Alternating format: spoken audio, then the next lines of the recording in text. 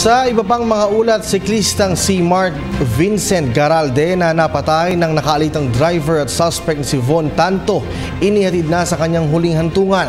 Pamilya Garalde nagpaabot naman ng pasasalamat sa lahat ng mga nakiramay at nakisimpatya sa kanila. May report ang aming kasamang si Sweden Velado via phone pad.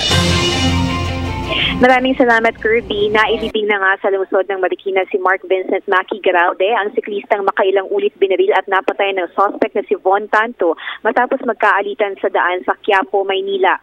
Bago ang libing, nagkaroon muna ng misa para kay Garalde sa Quiapo Church kung saan nagtipon-tipon ang iba't ibang grupo ng mga siklista.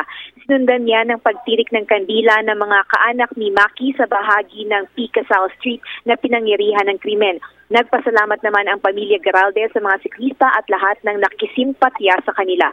Ininspeksyon naman ng grupo ni Public Attorney's Office o PAO Chief Attorney Persida Acosta ang crime scene at napag-alamang 17 talampakan ang ricochet o isinikad ng ligaw na bala mula sa baril ni Tanto na tumama sa isa pang biktimang si Rosel Bondok na magpasa hanggang ngayon ay nasa ospital pa rin.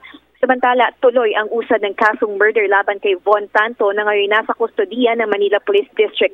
Nitong hapon, dinala siya sa kagawaran ng hustisya para sa pagpapatuloy ng inquest proceedings o pagsisiyasat sa kaso at pagkamatay ni Garalde. Hustisya ang patuloy na panawagan ng kanyang naulilang pamilya. Para sa PTV News, Sweden Velado. Maraming salamat sa iyo, Sweden.